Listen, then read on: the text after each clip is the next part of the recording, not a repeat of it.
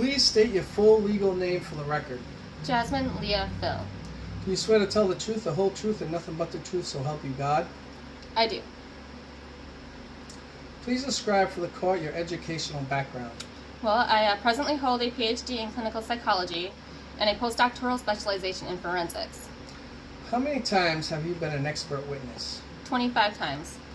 How much are you getting paid for your testimony today? $150. Did you perform any evaluation on Mr. Bumble? Yes, I did. Why were you asked to evaluate Mr. Bumble? Well, I was asked to evaluate Mr. Bumble so that I could provide my professional opinion as to whether he is competent to stand trial.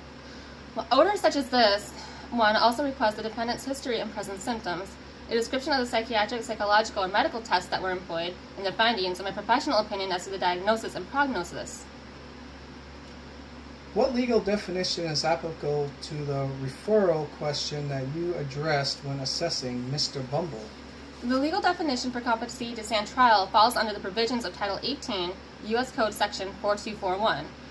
This states that a defendant can be found incompetent by a federal judge if, as a result of a mental disease or defect, the defendant is unable to understand the nature and consequences of the proceedings against him, or is unable to assist properly in his own defense. My assessment is based off of his evaluation, assess his capability to relate to an attorney, his capability to supply his attorney with relevant facts, his understanding of the roles in court, his capabilities to understand the procedures in court, his understanding of the severity of the charges, his awareness of the possible consequences, and his capability to challenge witnesses relevantly. What procedures and/or tests did you perform during your evaluation? The assessment procedures contained a battery of psychological tests that were given to Mr. Bumble.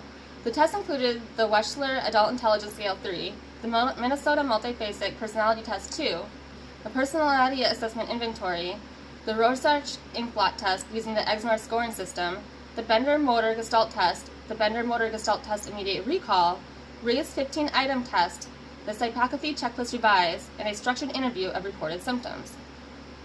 In addition to the psychological testing, I conducted several videotaped interviews with Mr. Bumble and reviewed several documents including various FBI reports and incident reports regarding him. I also reviewed Mr. Bumble's medical and mental health records. What were the results of your evaluation? Mr. Bumble suffers from a mental impairment evident by his experiencing hallucinations and occasional disorganized speech. Mr. Bumble has many ingrained paranoid delusions which are chronic in nature. Do you believe that Mr. Bumble is competent or not competent to stand trial? In my opinion, Mr. Bumble is legally incompetent to stand trial. Why do you believe that Mr. Bumble is incompetent to stand trial? Mr. Bumble suffers from a mental impairment that renders him incompetent to stand trial. He does not have an adequate understanding of the legal process, and due to the psychosis, he's unable to assist his attorney in providing him with any factual information, and thus is not capable of assisting his attorney in finding his defense.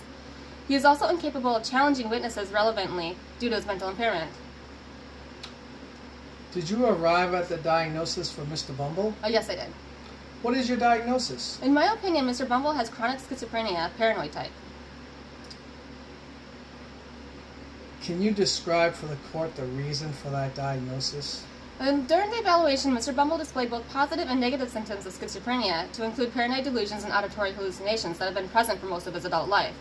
Now, the diagnosis was based off of the criterion set by the American Psychological Association, as it appears in the Diagnostic Statistical Manual of Mental Disorders, 5th edition. The reason for a deferred diagnosis of chronic schizophrenia paranoid type is because Mr. Bumble had a previous diagnosis of borderline personality disorder. Now, although he did not display symptoms of borderline personality disorder during the evaluation, there is still a chance that the occurrence of Mr. Bumble's psychosis during the interview may have masked the symptoms. Is that diagnosis considered to be a mental disease or defect? Yes, it is. Why? Mr. Bumble is impulsive, psychotic, and unable to think logically, which places him at an increased risk of making poor judgments, in which he fails to anticipate the consequences of his actions. Do you believe that Mr. Bumble understands the proceedings today? No, I do not. Why not? Well, because of his mental defect, Mr. Bumble displays significant difficulty in thinking logically and coherently. In addition to that, he has a tendency to misperceive events and has a diminished capability to come to reasonable conclusions about relationships between events. Mr. Bumble does not appear to understand the procedures he would face in an upcoming trial. Do you think Mr. Bumble understands what he is charged with? Yes, I do. Why? Mr. Bumble displays a good understanding of the charges against him and is aware of the possible penalties in the case. He recognizes that his current situation is serious with serious consequences. Do you think Mr. Bumble can work with his attorney to successfully defend himself? No, I do not. Why not? Due to his mental illness and extreme paranoia, Mr. Bumble is not capable of providing his attorney with factual information, nor does he have the ability to provide a relevant testimony. Additionally, due to Mr. Bumble's psychotic symptoms, he is not able to consider realistically all of the defenses available to him at this time or challenge witnesses. Do you have any other information about Mr. Bumble that you feel would be helpful to the court? At this time, I do not have any additional information.